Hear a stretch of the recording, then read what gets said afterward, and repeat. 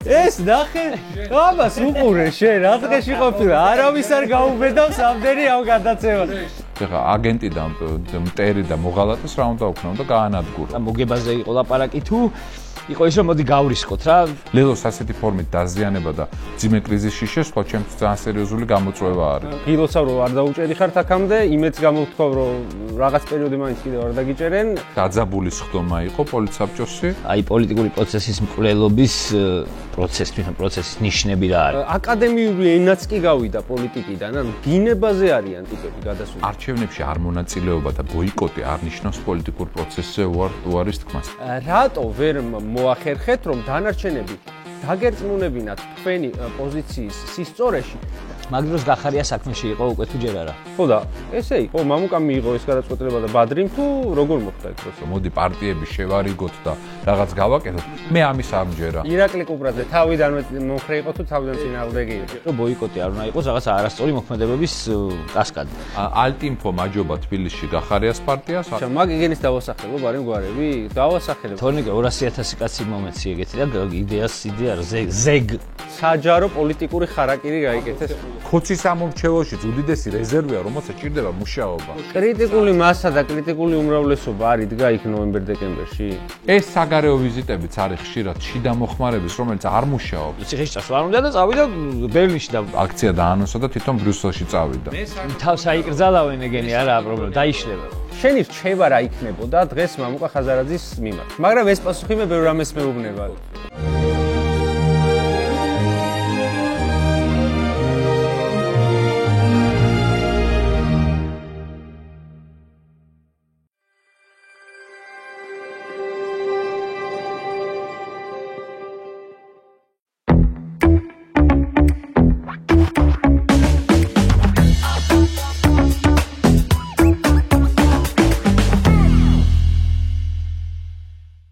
მოგესალმებით მის მინეს მაყურებელს, ეთერშია ჩვენი ყოველკვირეული პოდკასტი ცხელის კამი, ტრადიციულად გიორგი ახობაძესთან და თორნიკე რაზმაძესთან ერთად.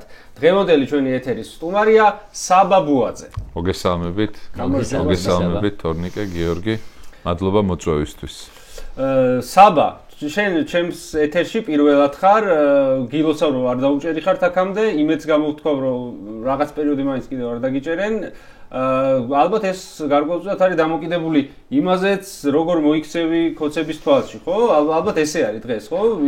ვინ როგორ იქცევა მათ თვალში, იმის მიხედვით. ანუ თუ არ მიჭერენ, უნდა დავკომპლექსდე, ხო, რომ შეიძლება იყო კარგად არ ვიქცე. არაერთ პოლიტიკოსზე იყო ის, რომ ეს როგორ არ დაიჭირესო. ერთი ორკვირიანი მაინც უეჭველისა. ხო, მოკლედ, ამ ბოლო დროს შენს ეთერებს, რასაც უსმინეთ და პირად საუბრებშიც რაც მოვისმინეთ, შენ გაქვს მოკლედ რაღაცნაირად სურვილი, რომ რეანიმაციულ მდგომარეობაში მყოფი ქართული პოლიტიკა რაღაცნაირად დააბრუნო, თუ ამ რეალობაში დააბრუნო პოლიტიკა. აი ეს რამდენად რეალისტური ხედვაა და უფრო სწორად მინდა რომ შენ გაშალო, აი რა საშუალებებს და ბერკეტებს ხედავ იმისთვის, რომ ამ ქვეყანაში პოლიტიკა მისეთი სახით, ალბათ როგორი სახითაც შენ პოლიტიკა წარმოგედგინა, როცა პოლიტიკოსობა გადაწყვიტე, რომ კიდე იარსებოს. ხო, მოდი კონტექსტი ვთქვათ რა, ზოგადად პოლიტიკური პროცესი და პოლიტიკური პროცესის მკვლელობაზე საიდან გამიფართოვდა თვალსაწიერი, ეგეთი ავტორი არის ჩემთვის ძალიან საყვარელი და საინტერესო მიხაილ ზიგარი, რომელიც წერს რუსეთზე, თანამედროვე რუსეთზე, პუტინის რუსეთზე, პერესტროიკის შემდგომ რუსეთზე, მოკლედ ყოფილი ჟურნალისტი არის და წერს ახლა ძალიან საინტერესო წიგნებს და აქვს დაწერილი ასეთი წიგნი არის ქართულად ასე ქვია კრემლის ლაშქარი, რომელიც არის პუტინის ანატომიაზე, ხელისუფლებაში მოსვლაზე და თანამედროვე ფორმით მის ჩამოყალიბებაზე და მის რეჟიმის ჩამოყალიბებაზე, სადაც ერთ-ერთი თავი შეეხებოდა მის სამეზობლოს და პუტინის ურთიერთობა უკრაინასთან, საქართველოსთან და იმ პერიპეტიებთან, რომელმაც ჩვენ თვალწინ გაიარა ბოლო წლებში, ხო და უკრაინაზე იყო ეგეთი საინტერესო რაღაცა ნათქვამი, რომ ამ ხავერდოვანმა რევოლუციებმა პუტინსო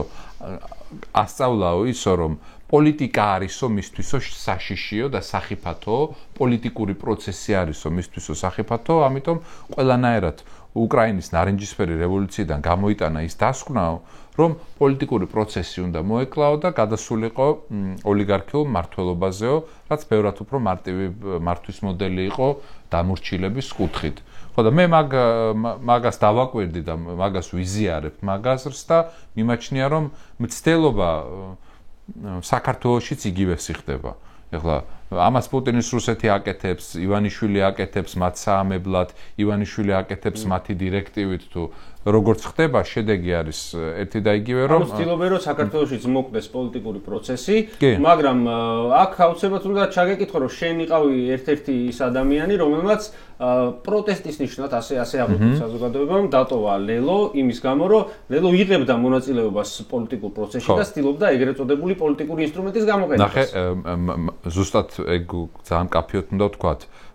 არჩევნებში არ მონაწილეობა და ბოიკოტი არ ნიშნავს პოლიტიკურ პროცესზე უარის თქმას. პირიქით, ხშირად ეს ყველაზე დიდი პოლიტიკური განაცხადი შეიძლება იყოს, უბრალოდ არასწორი ბოიკოტი არის ის, რაც გვაზიანებს და არასწორი მონაწილეობა არის ის, რაც ასევე გვაზიანებს.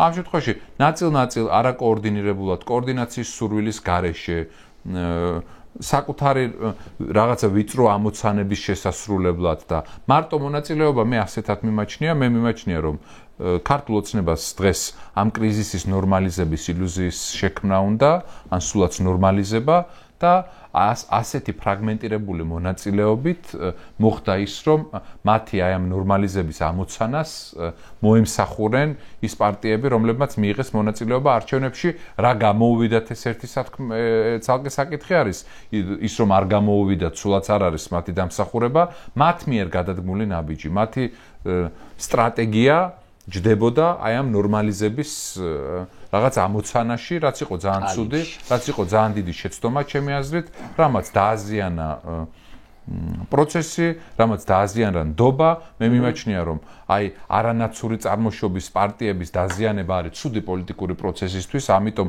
ლელოს ასეთი ფორმით დაზიანება, გახარიას პარტიის საერთოდ გაქრობა ეს არის, გახარიას ჩემთვის კიდე სხვა შემთხვევა არის, გახარიას გულშემატკივარი არც არასდროს არ ყოფილა, მაგრამ ლელოს ასეთი ფორმით დაზიანება და ძიმე კრიზისში შესვლა ჩემთვის ძალიან სერიოზული გამოწვევა არის. აი პოლიტიკური პროცესის მკვლელობაზე ამბობდი რა და აი მაგ ავტორის მიხედვით, აი პოლიტიკური პროცესის მკვლელობის პროცესის ნიშნები რა არის? ან აი რა მეთოდებით და რა ინსტრუმენტებით აღწევს? შეიძლება არც კი უწერია მაგალითად ის რომ იკრძალება ცალკეული პოლიტიკოსები. არა, აი რა მეთოდებით აღწევს, რომ დაახლოებით მოდი აბა ჩვენთან რო პარალელი გავაკეთოთ რა ხდება. იცი რა, ანუ პოლიტიკური თანამედროვე პოლიტიკური პროცესი დგას რაღაც შეჯიბრის და შეჯიბრებითობის პრინციპზე, ხო? სადაც არის პოლიტიკური კონკურენცია, სადაც არის ინსტიტუტები, სადაც არის მედია და პოლიტიკურ მოთამაშეებს შორის არის თუნდაც შეზღუდული ან არათანაბარი, მაგრამ მაინც კონკურენცია. ჩვენთან ეს პოლიტიკური კონკურენცია, პოლიტიკური პლურალიზმი,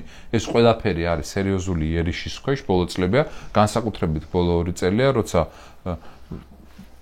ტრადიციულ პოლიტიკურ საქმიანობასთან ერთად ხდება ისეთი სფეროების შეზღუდვა, რომელიც პოლიტიკასთან დაკავშირებული არის. სამოქალაქო სექტორი, მედია, პოლიტიკური, ანუ აკადემიური ენაც კი გავიდა პოლიტიკიდან, ანუ გინებაზე არიან ტიპები გადასული. ხო, ნუ ეგ აბსოლუტურად გასაგები არის, ახლა მტრის ხატის შექმნა არის ის რითიც არის დაკავებული ქართული ოცნება, რომ სრულად მოხდეს ოპონენტის დეპერსონალიზება, ამაზე უფრო ანტისახელმწიფოებრივი ჩვენი თანამედროვე ისტორიის მქონე ქვეყანაში რა შეიძლება რომ გააკეთოთ, თულად წარმომიდგენია, სადაც ჩვენ გვაქვს ძალიან მძიმე სამოქალაქო დაპირისპირების ისტორია, ასეთ ცეცხლთან თამაში, რასაც აკეთებს ხელისუფლება და ყოველთვის მაგტონალობას ქმნის ხელისუფლება, არის ანტისახელმწიფოებრივი, ძალიან საშიში და ძალიან საშიშ შესაძლო შედეგამდე მიმყვანი, იმიტომ რომ როცა შენ ამბობ რომ ეს არის მოღალატე, ეს არის აგენტი, ეს არის უსამშობლო, ეხლა აგენტი და მტერი და მოღალატეს რა უნდა ოქნა, უნდა გაანადგურო, ხო? ხო, კაი.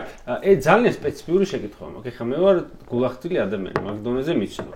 მაგას ისე ამბობ ხოლმე, თითქოს მე არ ვარ გულახდილი, ისე ხაზგასმით ამბობ, რომ აი მეც გულახდილი ადამიანი ვარ, მაგრამ მაგის ხაზგასმა არ არის საჭირო. აი ახლა ვნახავთ, ხარ თუ არა გულახდილი, ჩემ აზრითაც ხარ და იმიტომ გისვა ამ კითხვას. საზოგადოებას დაძაბული მუსიკა დავალოთ ოღონდ ერთი რაღაც უნდა იცოდე რომ შეიძლება გულახდილი იყო მაგრამ ყველაფერი არ თქვა და არ მიიჩნიო მიზანშეწონილად რამის თქვა ჩვენი საზოგადოება შეაფასებს გულახდილობის დეფიციტი იქნება თუ მიზანშეწონილობის მოკლედ მე მაინტერესებს ლელოზე უფრო შიგნით რაღაცები კითხები მარტო შენ არ გეკითხები პრინციპში ყველას ვეკითხებით ხოლმე ვიც აგერ ლევან სანიკიძეს ძალიან ისეთი დეტალები მოვაყოლეთ ნაციონალურ მოძრაობაში როგორ მივიდა და როგორ გაიარა ეს და ასე შემდეგ ამას არ გეკითხები ხა შენ როგორ მიხვედი თქო მაინტერესებს ესეთი კონკრეტული კითხვა მაქვს მე ლელოში მივედი რა ვიცი ვინც ადევნებს ლელოს თვალყურს იცის ალბათ რომ ჯერ სახელი ლელოც არ იყო უკვე იქ ვიყავი აი პლაჟზე რო გახვიდით და ყვითელ ფურცელზე რო დაწერეთ იქ იმ პლაჟზე პირველ რიგში ერთ-ერთი მე ვიყავი პლაჟზე ჯუჯი მიღებული მოკლედ 12 სექტემბერს 2019 წლის კითხვა მდგომარეობს შემდეგში შენც და არაერთი ადამიანი კიდე გამოჩნდა ვინც ლელოდან დისტანცი და თუ მოგეთ კოალიციიდან დისტანცი და ასე ვთქვათ ზოგი პირდაპირ გაცხადებული მიზეზით რომ აი არჩევნებისთან შესულისთან დაკავშირებით იყო და სხვადასხვაობა ზოგი ესე არაპირდაპირ მაგრამ საზოგადოება მაინც ესე აღიქვა მოკლედ მე მაინტერესებს შენ რომელსაც რაღაც წონა ქონდა პარტიაში და სხვა ადამიანებმა რომელსაც ასევე რაღაც წონა ქონდათ პარტიაში რატო ვერ მოახერხეთ რომ დანარჩენები დაგერწმუნებინათ თქვენი პოზიციის სისწორეში და ზოგადად როგორ წავიდა ამ გადაწყვეტილების მიღების პროცესი. ეს იყო ძალიან დიდი სტრატეგიული გადაწყვეტილება, ხო, რომელიც პარტიამ მიიღო და საზოგადოებას აქვს განცდა, რომ ზოგადად პოლიტიკური პარტიები ოპოზიციაში ნაკლებად არსებობენ, არიან როგორც წესი ერთ ადამიანზე ჩამოკიდებული სუბიექტები ხოლმე და მათ შორის მამუკა ხაზარაძესთან დაკავშირებით და შენს კარგად იცი რომ ეს განცდა არსებობს საზოგადოების რაღაც ნაწილში, ხა ეს ნაწილი რამდენი არ გაგვიზომია. ხო და ესე იყო მამუკამ მიიღო ეს გადაწყვეტილება და ბადრიმ თუ როგორ მოხდა ეს პროცესი? არა, ეგ გადაწყვეტილება მიიღო 2025 წლის 13 მაისში იყო პოლიცსაბჭო, სადაც ეს გადაწყვეტილება იქნა მიღებული. ხელიაციეთ? კი, იყო მსჯელობა, იყო საკმაოდ მხურვალე პროცესი, დაძაბული სხდომა იყო პოლიცსაბჭოში.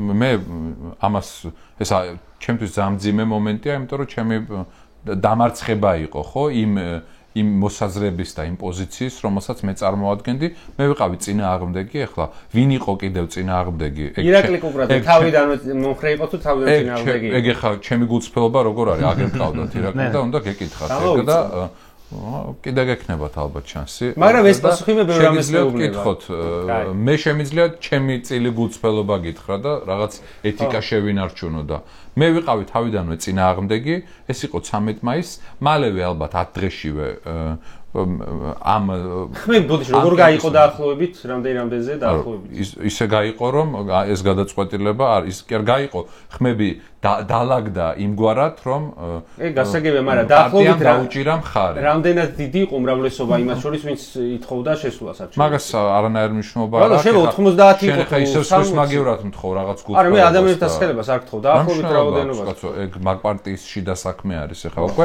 მე ვამბობ ჩემ პოზიციას რაც იყო რაც მაშინ არც იმას არ მეტყვი მე კითხოს დასმა მინდოდა არგუმენტაციის დროს მე აი მე გეტყვი რა იქნებოდა არგუმენტაცია და სტრატეგიული დუმილი შეინარჩუნოს არა საბას პოზიცია ახლა ცხადიც არის და ჩანს და მე უფრო ის მაინტერესებს არგუმენტაციის დროს მით უმეტეს როცა მაისშიც მე მგონი ცხადი იყო რომ მარტო უწევდათ ამ ყველაფრის გაკეთება იყო არგუმენტაცია იმ ხრივ რომ აი რაღაცა კონკრეტული ნაბიჯები რაღაცა დაგვაცვევინებს ხმებს და მოგებაზე იყო ლაპარაკი თუ იყო ის რომ მოდი გავრისკოთ რა და ან მოდი რა ვიცი რაღაცა ადგილები მქონდეს საკრებულოში და ეგ იყოს ჩვენი მიზანი. არ ვიცი ვინ როგორ უყურებდა სიმართლე გითხრა ახლა მაგას. აი კამათი რომ მიდიოდა პოლიცსაბჭოზე ხო?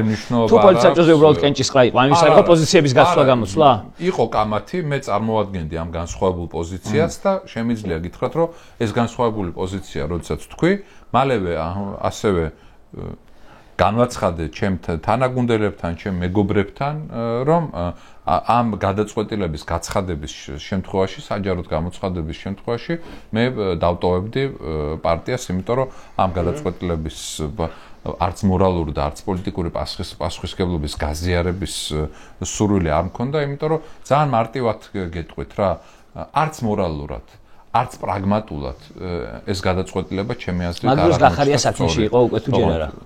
გახარია თავის გზაზე. არა, ერთობლივ უკვე იყო კონსულტაციები დაწყებული მაგ თემაზე? არა, ჩემი ყოფნის პერიოდში მაგ თემაზე კონსულტაციები საბას თან ერთად არ დაიწყებოდა, რომ დარჩენილიყო მაინც ალბათ. არა, ჩემი და ისა კანდიდატურაზე თუ იყო, ანუ ალბათ სავარაუდოდ შენ იქნებოდი, ხო, რომ დარჩენილიყავი.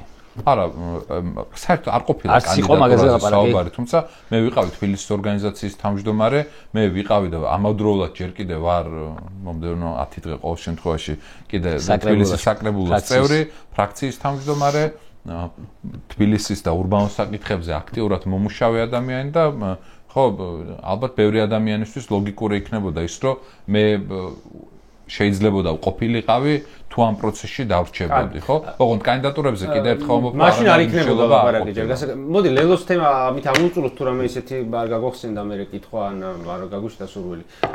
ახლა ამ პროცესში შენ ხარ ადამიანი, რომელიც მოკლედ შიგნით კარგად იცნობს სიტუაციას, ადამიანებს, მათ შორის ვინც იქ დარჩენ, პიროვნულადაც რაღაც ყველანაირად და მათ შორის კარგად იცნობ კარგად ხო, შენი მეგობრები არიან ბევრი დღემდე. მათ შორის კარგად იცნობ იმ ადამიანებსაც რომელთან ერთადაც დადექი ბოიკოტის ფლანგი დავარქვა თუ აქციის მონაწილეები თუ რაც კიდე ეს დავარქვათ, როცა იქიდან წამოხვედი და აი ამ ორ ნაცნობ სუბიექტ შორის რომელიც შორისაც დიდი დაპირისპირება ამ წუთას და ნახეთ ჩვენ სამწუხაროდ რაც მოხდა გრიგოლ გეგელია რომ მივიდა აქციაზე რა შედეგის დასრულდა.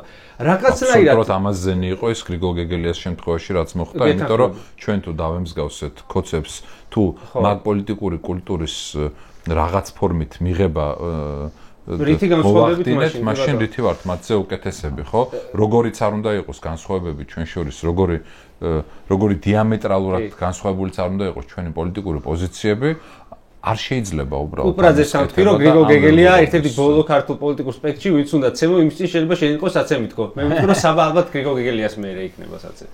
კაი, თემა მორევაზეა, ხო იცი? მithumetes. მოკლედ რა მაინტერესებს? აი ეს ხიდი მოკლედ ლელო, აი როგორ წარმოგიდგენია? აი თქვათ წარმოგიდგენე რომ აიღო მამუკა ხაზარაძემ ტელეფონი, დაგირეკა და ის მას კი არ გითხრა რომ დაბრუნდი საბა რაღაც. აი შენი აზრი მაინტერესებს რომ მეგობრულად თუ ადამიანურად თუ არ ვიცი ხა დღეს რა ურთიერთობა აქვს. აი შენი აზრით ეხლა როგორ ხედავ ლელოს პერსპექტივასო? აი შენი რჩევა რა იქნებოდა დღეს მამუკა ხაზარაძის მიმართ? ხო, მე მამუკას ჩემთვის რჩევა არ უკითხავს. ლელოსთვის რჩევის მიცემა აღარაა ჩემი საქმე, მას შემდეგ რაც ჩვენი პოლიტიკური რაღაც თანაცხოვრება დასრულდა, ჩემთვის ძალიან გასაგებია, მაგრამ საერთო საქმეს რა გამოადგება? მოდი ლელოს თავი დავანებოთ, აი ბოიკოტზე ამბობ. საერთო საქმეს ეგ რაღაც უმისამართო ალტრუიზმის მე არ მჯერა. მე მჯერა იმის რომ ვისაც უნდა რომ საკუთარ თავს უშველოს, იმან უნდა უშველოს და მოდი ახლა დავეხმაროთ იმას და დავეხმაროს ამას და აი ამ რაღაცა უმისამართო გზააბნეული საზოგადოებრივი მოღვაწეობის რომ მოდი პარტიები შევარიგოთ და რაღაც გავაკეთოთ, მე ამის არ მჯერა. მე მჯერა. მე ჩავხდა, ვერო შებრიგებლის ისა, მაგ პოზიცია არ შეო. აი ხო და მოიცა ერთ ეს ნახე შენ. ამას უყურე შენ, რა დღეში ხო თუ რა არავის არ გაუბედავს ამდენი ამ გადაცემას. მე ამ შემთხვევაში შენზე არ მაქვს კონკრეტულად საუბარი, თუ შენ ამას აკეთებ, ძალიან ფუჭი მცდელობა. გადაუდგე სითელის კამი იქით ესა. ეს გარადიკალებულა ხალხოს. დასრულ ადამიანებს შორის მით უმეტეს ასეთ გადამწყვეტ პოლიტიკურ ბრძოლაში ლაპარაკი იმაზე რომ მოდი ბიჭებო მე ხა უნდა დაგალაპარაკოთ ერთმანეთს, ხო? არის უბრალოდ უკიდურესი უპასუხისმგებლობა მაგ ხალხის მხრიდან, იმიტომ რომ არ არსებობს პოლიტიკური სუბიექტი, არ არსებობს საჯარო პროცესში მყოფი ადამიანი, რომელსაც ან პარტია, რომელსაც მე არ დაველაპარაკები იმისათვის, რომ რაღაცა უფრო დიდ სიკეთეს მოემსახუროს ეს და ხა ისრაელი და ჰამასი სადაც ლაპარაკობენ ერთმანეთში, ჩვენ ქართველები მით უმეტეს ერთ ფლანგზე რომ მოვიაზრებთ საკუთარ თავს, როგორ ვერ უნდა ვახერხებდეთ ამას, ხო? ეგეც არის ინფანტილიზმის, დიდი ეგოების და პოლიტიკური უმწიფრობის გამოვლინება. აი ბოიკოტზე თქვი რა, ხო და მან გეთანხმები მეც უბრალოდ მე ამას არ ვამბობ ამ შემთხვევაში, ან მარტო ლელოსთან მიმართებაში, არავისთან მიმართებაში. ეს არის მოცემულობა, რომელშიც ვართ. ლელოს თავისი გზა აქვს, მე ვფიქრობ, რომ ეს პროცესი 4 ოქტომბრის ადგილობრივი არჩევნები დიდი იმედგაცრუება უნდა ყოფილიყო ლელოსთვის. მე არ ვიცი ვინ რა კმაყოფილებით უყურებს ამ პროცესს, მაგრამ მე მიმაჩნია რომ საკუთარი არათუ სხვისი, საკუთარი ამომრჩევლის 2/3-ს რომ ვერ დაარწმუნებ იმაში რომ მოსასვლელია რა ეხლა ეს არის და მით უმეტეს არც რესურსების დეფიციტი როცა არ არის, არც მედიაზე წვდომის დეფიციტი რო არ არის და ამას როცა ვერ მოახერხებ, ხო? ეს ნიშნავს იმას, რომ პოზიციაში არის პრობლემა და ეს პოზიცია აცდენილი არის საზოგადოების განწყობას. ვისურვებდი, რომ ესე არ ყოფილიყო, ვისურვებდი იმას, რომ ლელოც და არსებულ პოლიტიკურ სპექტრში და პარტიებში იყოს მეტი მზაობა თანამშრომლობის და კოოპერაციის იმისათვის, რომ უკეთეს ფორმაში მოვიდეს არსებული კლასი, იმიტომ რომ როგორც და რამდენსაც არ უნდა ვლაპარაკობდე მე მომავალზე, მე ერთი რაღაც ზუსტად ვიცი, რომ უცბად ზეციდან არ დაგვებერტყება ისეთი პოლიტიკური კლასი, რომელიც აი ამ ყველა არსებულს ჩაანაცვლებს. არსებულს შეიძლება ჭირდებოდეს შევსება, მაგრამ არსებული უნდა მოვიდეს უკეთეს ფორმაში იმისთვის, რომ ჩვენ ყველამ ერთად მე რაღაც ალტერნატივა ჩამოვაყალიბოთ. სანამ კითხოს დასოვე, ერთი ხა კომპლიმენტი მინდა საბაზეს ვთქვა რა. კომპლიმენტი არ დავაყენე. მაინც არ დაგინდობ თორნიკე, ამიტომ შეგიძლია კომპლიმენტი. ესე იგი, ჩემთვის ძალიან დასაფასებელია. შეიძლება ჩვეულებრივი ამბავი უნდა იყოს ეს ნორმალურ ქვეყანაში, მაგრამ ჩვენ ქვეყანაში და ამ პოლიტიკურ რეალობაში ადამიანი ასე თუ ისე ნორმალურად რო არის იქ, სადაც არის და პატივსცემენ და თანამდებობა უკავია და პოზიციის, პრინციპული პოზიციის დაცვის გამო, რომ აიქიდან გამოვა და გვერდზე ნაბიჯს გააკეთებს, ისე თან ლანძღვით კი არა, ღირსეულად. ჩემი აზრით ეს ძალიან დასაფასებელია და აი ეს გვიჭირს ქართველებს რა კიდე პოლიტიკაში, რომ აი ვიღაცის წინააღმდეგ ჯერ ხო ვერ მიდის თუ პარტიაში არიან და თუ წავლენ მე უნდა ლანძღონთან ერთმანეთი და საერთოდ უნდა გადაიკიდონ და პიროვნული შეურაცხყოფები აყენონ და ჩემთვის არის ამ კუთხით, ამ კონკრეტულ შემთხვევაში ეს სამაგალითო აქციები. დიდი მადლობა. მე ერთს მადლობა ამ კომპლიმენტისთვის, ერთს დავამატებ, რომ არაფერი სალანძღავი არ არის. მე თითოეული დღეზე, რომელიც ლელოში გავატარე, გძნობ ჩემწილ პასუხისმგებლობას, კარგზეც და ცუდზეც. მადლობელი ვარ გულწრფელად ვიტყვი მამუკასი და ბადრისი იმისთვის, რომ მომეცა შესაძლებლობა, რომ საკუთარი უნარების დემონსტრირება მომეხდინა, ჩამოყალიბებულიყავი როგორც პოლიტიკოსი, ამისთვის ვარ ნამდვილად მადლობელი, იმიტომ რომ დიდი გამოცდილება იყო, პასუხისმგებლობაც ბევრი მქონდა და მთლიანობაში ეს ჩემთვის ძალიან ძვირფასი გარემო იყო და ამიტომ ამ ყველაფერზე უარის თქმის არც სურვილი მაქვს და არც არანაირი უფლება, ამიტომ ის რაც იყო პოლიტიკა ეგეთი რაღაცა არის, როცა შენ იდეასთან ხარ, რაღაცასთან შეჭიდული, პირველ რიგში შენი თავის ერთგული უნდა იყოს, ხო? ხა საკუთარი თავის ერთგული რო არ ხარ, სხვას რა შეჭirdები მაშინ ეგეთი, ხო? ანუ არც სხვისთვის არ იქნები გამოსადეგი და ღირებული. ამიტომ შენ თავის ერთგული უნდა დარჩე, უნდა კარგად უნდა იცოდე, რისთვის ხარ ამ საქმეში, რისი დათმობა შეგიძლია და რისი დათმობა არ შეგიძლია და მე იმას კი არ გამოვრიცხავ, რომ პოლიტიკაში რაღაც ტიპის კომპრომისები არსებობს და ხშირად მძიმე კომპრომისის გაკეთებაც გიწევს ადამიანს, მაგრამ რისთვის აკეთებ ამ კომპრომისს ეს უნდა იცოდე და ამ შემთხვევაში მე ვერანაირი სიკეთე ვერ დავინახე. და ეს პოლიტიკური კომპრომისი იყო ძალიან ახლოს ზნეობრივ კომპრომისთან შენთვის. არა, მე ზნეობრივ კატეგორიამდე არ მინდა ამის დაყვანა რა. ჩემი ზნეობა, ჩემი ამბავი არის და ჩემი მორალი, ჩემი ამბავი, ამიტომ არ ვლაპარაკობ, მე ვლაპარაკობ ამ საკითხის პრაგმატულ განზომილებაზე და პრაგმატულად ეს იყო ცუდი, ეს იყო დამაზიანებელი საერთო საქმისთვის, დამაზიანებელი ლელოსთვის, რაც შედეგშიც გამოვიდა. ბოიკოტის და შემდგომი მოქმედებების ნაწილში რომ გადავიდეთ. უბრალოდ ტრაგიკომიკურ მდგომარეობაში აღმოჩნდა, იმიტომ რომ ჯერ ესეთი კაცი პოლიტიკურ საქმიანობას აგრძელებს სადღაც საზღვარგარეთიდან, არის რაღაც ხანგრძლივ მივლინებაში თუ შვებულებაში, იქიდან ვებინარებს გვიტარებს, ჭკუას გვასწავლის, ბრძოლისკენ მოგვიწოდებს და თვითონ არის რაღაც ბერლინის სასტუმროს ნომერში თუ სადაც არის. მე მის გამბედაობას კი არ ვაყენებ აქ ეჭქვეშ. მე უბრალოდ პრობლემა მგონია ის, რომ შენ როდესაც პოლიტიკურად აქტიური ხარ, როდესაც ხარ პოლიტიკური ლიდერი, ასეთ გადამწყვეტ მომენტში და ამბობ რომ არა ბიჭებო, იცი რა, ძალიან ეხლა 15 წლიან სროგზე მე ხო 15 წლიან სროგზე ხო არ წავიდოდი, კაცო, როცა პოსტტოტალიტარულ საზოგადოებაში ცხოვრობ, მაშინ მე ასე მოვიქცეოდი რომ პოლიტიკურ საქმიანობას მინიმუმ გავაჩერებდი და ვიტყოდი რომ იცი რა ხალხო, აი ესეთი მოცემულობა ან ციხეში უნდა წავიდე, ან უნდა აქ წამოვიდე და დავტოვო ქვეყანა და ესეთი მოცემულობაა მე ვარჩევ ამას. ეს ჩემთვის ბევრად გასაგები იქნებოდა, ვიდრე ის ბრავადა და ის თითის ამას დიდი ამბავი მოყვა გახარიას ფლანგიდან. ეგ ხო ერთი წამ რაც რა უნდა მოყოს, ეგ ხო თავისებური ინდიკატორია. ეხლა ადამიანი როცა აი მაგ არჩევანის წინაშე დგება, 15 წელი, ცოტა ისეთი რაღაცა 15 წელი კონკრეტული ადამიანის ძვლები აღარ იქნება 15 წელიწადში რა დაათრევს ბაობაბებს იმაზე მაქვს ლაპარაკი. ანუ აქ ლაპარაკია რაღაც რამოდენიმე წელზე, რომელიც შეიძლება ციხეში მოუწიოს გატარება და როცა არჩევანის წინაშე დადგა ეს თუ ეს, შენ რამდენი გემუქრებოდა?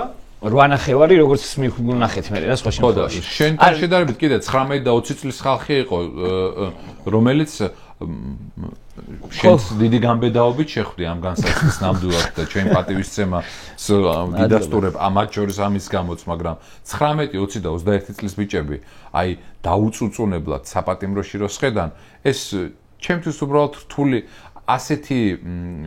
ასეთი ტიპის მოქნილობა ჩემთვის არის ძალიან რთული გასაგები. მანდა რწმენის მომენტი, ანუ შენ ან გჯერა რომ ამ ქვეყანაში ამ პროცესში რაღაცა გამოვა და თუნდაც მიდიხარ რამოდენიმე წლით ციხეში, შეიძლება ერთი რამოდენიმე თვით შეიძლება. ან ამისი არ გჯერა და ჩემთვის ეგ დავანებოთ თავი გამბედაობა 15 წლიანი შიში ან არ შიში, ჩვეულებრივ რომ დაждდა და აწონ-დაწონა რომ ან ამ პოლიტიკური პროცესიდან რაღაცა გამოვა, ან მე უნდა წავიდე ციხეში, ხო რა არ ჯერა ამ რაღაცის, ამ ციხეში წასვლა არ უნდა და წავიდე ბერლინში და ყველას თავის გზა აქვს, რაზეა ლაპარაკი.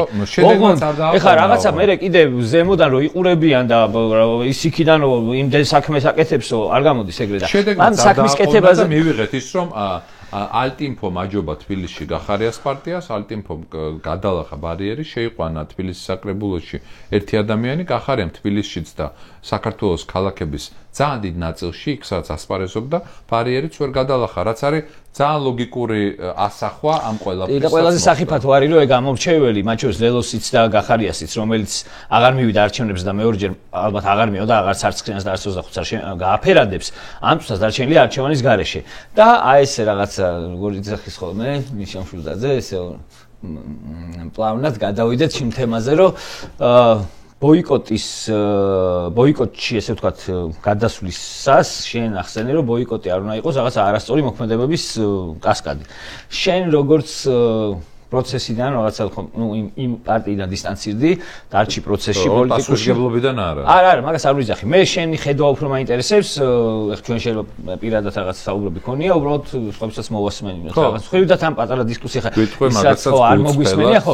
როგორ ხედავ ან შენ როგორც ერთი ცალკე აღებული პოლიტიკოსი, აი რომ დავждეთ მგვალმაგიდასთან, შენ რა იდეებს შემოიტანდი, დადებდი და მე ნუ რაღაცა შეჯერების სამოში. ხალხი წეს ხოლმე, ღიათ ვიტყვი რომ აგერო ადექითო რამდენიმე გვარი მაგ იგენის დავასახელო ბარი გვარები დავასახელებ არ ეწყინებოდ ხალხი მწერს მართლა ერთს რომ მოიწერა არ ვიტყოდი რომ ადექითო აგერ ბიჭებო გაერთიანდითო შენო ახობაძეო ბუაძეო ჩელეო და ცოტნეო ეს გვარები არის ხოლმე ყველაზე ხშირად რა და რო გავერთიანდეთ რა ვქნათ იმას განსხვავებას ეხა ვაკეთებ არა ეგ ძალიან დიდი განსხვავება არის მე მგონია რომ ჩემი პოზიცია მაგაზე იცით ახლა რომ კიდე ერთხელ რო არ დავიწყო აქ ამაზე ლაპარაკი, მაგრამ მგონია რომ დღეს არის პოლიტიკის დრო, დღეს სადღაც შუაში ყოფნის დრო და სივრცე არ არსებობს, ამ პრობლემას ჭირდება პოლიტიკური განზომილება, პოლიტიკური სტრატეგია ჭირდება, პოლიტიკური წინახაზი ჭირდება, ახალი ხალხის სახით, ვინც ჯერ პარტიულ პოლიტიკაში არ არის ნამყოფი, ამიტომ მე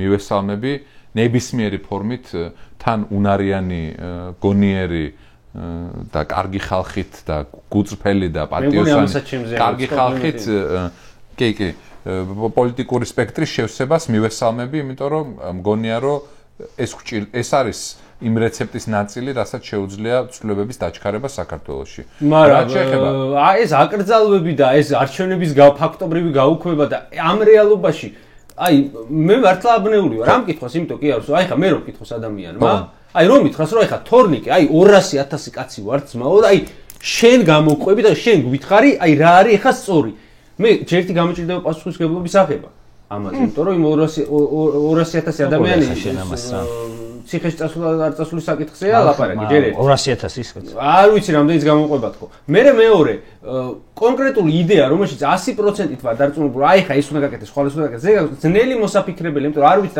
ამ გიჟების თავში რა იხარშება მათ შორის ხო აი მაგაზე გეტყვი ერთ რაღაცას რომ 200,000 კაცი მომენტი ეგეთი და იდეას იდეა ზეგ განახებ ჯერ იდეა არის და მე 200,000 კაცი მეორეს ერთი არა 200.000-ით დაიწყო და მე ძალიან მეცინება ხოლმე არჩევნების მომავალზე იმ ხალხის მოთქმა, რომელიც იძახის, რომ არჩევნებს აზრი არ აქვს, რომელიც ძალიან ცუდი და არასწორი გზავნილია, იმიტომ რომ შეიძლება ამ ქვეყანაში არსებობდეს ისეთი მომენტი, სადაც არჩევნებში მონაწილეობა ნებისმიერ პირობებში, როგორიც არ უნდა იყოს, ეს იყოს აუცილებელი. ოღონდ ეგ არ არის ადგილობრივი არჩევნები. მაგალითად საკონსტიტუციო არ გავატანოთ ადამიანს. თუნდაც, ოღონდ ეგ არ არის ის არჩევნები, სადაც რომელზეც ხელისუფლების ცვლილების ბედი ფორმალურადაც არ არის დამოკიდებული, ხო? ამიტომ მე არჩევნების იდეის ნიველირებას და ეგრე გვერდზე გაწევას არ ვეთანხმები.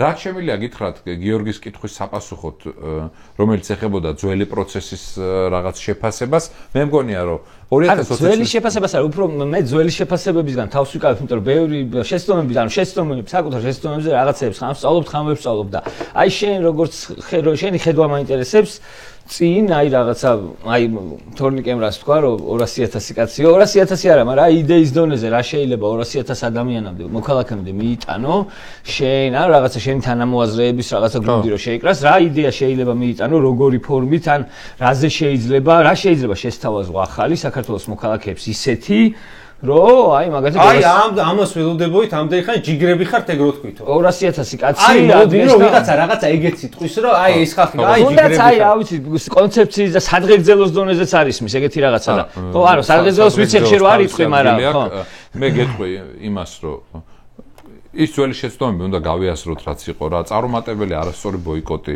2020 წელს დაწყებული პროცესი რომელმაც დააზიანა თითოეული ჩვენგანი მე უნდა ვთქვა რომ მაშინ ვიყავი აქტიური მხარდამჭერი და პარტიის შიგნით ლობისტი და ფუშერი 2020 წლის არჩევნების შედეგად პარლამენტის ბოიკოტის. რაც მიმაჩნია დღევანდელი გადმოსახედიდან, რომ იყო შეცდომა, მაგრამ ადამიანები ვართ და ვითარდებით და დღეს რომ ისე არ ვფიქრობ, როგორც ვფიქრობდი გუშინ და გუშინ წინ, შეიძლება იყოს რაღაც ტიპის პროგრესის განვითარების და მეტი ინფორმაციის მიღების შედეგი, ხო? ამიტომ ეგ პროცესი მიმაჩნია მაგაზე ხო? მოდი, ეხლა მომავალს რო დაუბრუნდეთ, ხო? ჩამანიშნე. აი შენ ჩაინიშნე, მან პარლამენტში შესვლა არ შესვლაზე მინდა კიდე გკითხო და რაღაც მომენტში უპრაზესაც ვკითხე და პირველად ვნახე რესპონდენტს ანიშნებდნენ ეს უნდა კითხო არ დამოვიწყდეს. მაგაზე გეტყვი მოდი ბარემ რა პარლამენტში შესვლა არ შესვლა ინფორმით როგორც მოხდა ასევე იყო ცუდი და შეცდომა იმიტომ რომ მაინც ბანაკებად გაიყო ოპოზიცია საბოლოო ჯამში აღმოჩნდა ისე რომ გახარია დარჩა პარლამენტში სხვები გამოვედით პარლამენტიდან მათ შორის მეც პირადად იცით რომ პარლამენტის არჩეული წევრი ვიყავი და მეც სხვების მსგავსად უარი ვთქვი ამ მანდატზე ამ ფორმით ამის საჯარო პოლიტიკური ხარაკირი გაიგეთ. ამოცემულობის ბაში ჩადგომა იყო ცუდი და არასწორი. მე მაშინ ამასაც ვიტყვი, ამ ფორმით პარლამენტის მანდატების დატოვებას ვეწინააღმდეგებოდი და ჩემი ხმა იყო აი იმ კენჭის ფრაზე, რომელზეც საკითხი განიხილებოდა წინააღმდეგი და მე რაც მოხდა, ეგეც არასწორი იყო. ოღონდ ეგ უკვე ლელოს პასუხისმგებლობა არ იყო სხვა კოლეგა ოპოზიციური პარტიების ნარატივი იყო მათ შორის რომ მოდი ახლა გახარიას არ ვურტყათ და მოდი არ ვახსენოთ ის რომ აი მოხდა გაყოფა ამ დროს ძალიან დიდი რაღაც მოხდა ხო სამმა პარტიამ სამმა ბარიერგადალახულმა კოალიციამ უარი თქვა თავის მანდატებზე სრულად და გახარია დარჩა პარლამენტში აქ მოხდა გაყოფა ეგ იყო ცუდი ეგრეთ უნდა მომხდარიყო მე მიმაჩნია რომ ჯობდა რომ საერთოდ არ გვეთქვა უარი ამ საპარლამენტო მანდატებზე მაგ უბრალოდ ესეთი კითხვა აქვს მესმის როდესაც ნორმალურ პოლიტიკურ პროცესში ხარ და ოპოზიციურ მანდატებს აქვს ის შინაარსი რომ შენ რაღაც სისტემის შიგნით როგორც ოპოზიციური ძალა რაღაც მხილებებს უკეთებ შეცდომებს უფიქსირებ ტრიბუნა გაქვს ამისთვის და მოქალაქეებს აწვდი ინფორმაციას და თვალსაჩინოდ ხდი რა შეცდომებს უშვებს მართველი პარტია, ვთქვათ კორუფციაში არის თუ არა გახვეული საგარეო ფრონტზე რა პრობლემები აქვს საშინაოზე, სოციალურ პოლიტიკაში რაღაცებში და ნელ-ნელა ამომრჩეველ საკარგვინებ რაღაც ჩვენსკენ გადმოყავს შენ უკეთეს იდეას თავაზობ და ვთქვათ შემდეგი არჩევნებისთვის ეს მანდატებით ესე მანიპულირება, ესე ვთქვათ კიდე ესე გამოყენება მანდატების ლოგიკური და ახსნადია ამ შემთხვევაში მანდატების ეს ბოიკოტირება ესე ვთქვათ იქ შესვლის და მანდატების დატოვება გასაგებია, მაგრამ როცა რაღაც აი უკვე ამ მოცემულობაში სადაც ვართ, სადაც უბრალოდ ყველაფერი იცის უკვე ქოცმაც, არაქოცმაც, შუაშისტმაც და აპოლიტიკურმაც და ყველა მიცის რომ კორუფციის ჭაობში იხჩობიან, ყველა მიცის რომ დანაშაულები, ანუ ჩვენ დანაშაული კრიმინალური კლანია, საკუთარ ერთმანეთს წევრებს იჭერენ. ყველაფერი იცის უკვე. ანუ ამის იქით ახალს ვერავინ ვერაფერს ვერ გაიგებს. რა ფუნქცია შეიძლება კონდეს პოლიტიკურად მანდატებს მაგ შემთხვევაში? უბრალოდ არ მესმის. არა, მე არ მჯერა მაგ თეორიის, რომ ტრიბუნას აქვს რაღაცა ლიმიტი. ტრიბუნას აქვს ტრიბუნის ლიმიტი არის იმდენი, რამდენადაც შენ გამოიყენებ ამ ტრიბუნას. ნუ აი წინა პარლამენტის ხმებში აქვს ბოლოსკენ იყო ცემა წეპა უკვე. მიკროფონებს თავში ურტყავდნენ და ანუ რა ვიცი, ხა მე ვფიქრობ, რომ მაგ პროცესმა ძალიან დიდწილად შეუწყო ხელი საზოგადოებაში პროტესტის გაღვივებას კიდევ უფრო მეტად. ის რომ დეპუტატები პარლამენტში იბრძოდნენ და ხშირად ფიზიკურადაც კი და იცავდნენ თავის პოზიციას და ამ შემთხვევაში რუსული კანონის საწინააღმდეგო პოზიციას. ნუ ერთადერთი ეგ მახსოვს რაღაც ისეთად რომ შეიძლება მიჩენდეს იმის განცდას რომ აქ ეხა აუცილებლად ეგ ეხა ცოტა კონტექსტიდან ამოგლეჯილოთ რო არ გამოგვივიდეს მე ვიტყვი ზოგადად რომ ანუ მე არ მგონია რომ ტრიბუნის გამოყენებას აქვს რაღაც ლიმიტი.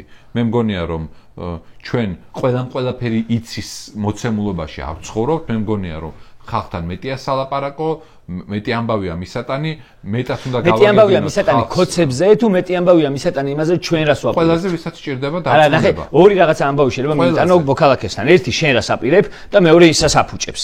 ისაც აფუჭებს. ამაზეც გონია რომ ვიღაცებთან მისატანია კიდე? მე აქ ეხლა მაყურებელს გაუჩნდება კითხვა. უპირისპირდები, შენ გჭირდება მუდმივი მუშაობა. რომ ეს კამერა ამოდებული და არის აუცილებელი, ხო, ნამდვილად და ძალიან კაი. აი მოდი ეს შენ მითხარი, მაშინ ხშირად უსმენ ხოლმე შენ რაღაცებს, ხშირად უსმენ რა აუდიტორიასაც ესაუბრები და ძალიან კაი რაღაცა არის საზოგადოებასთან მაგ ფორმით კომუნიკაცია. ოღონდ მე ვისურვებდი რომ კიდე ცოტა უფრო მეტად მომავალზე ველაპარაკოთ ამ ხალხს, მაგრამ ეხლა მომავალზე ლაპარაკობ. აი მე უხსნიო კოცი ცუდია და ახალ ადამიანს გააგებინებ რომ კოცი ცუდია.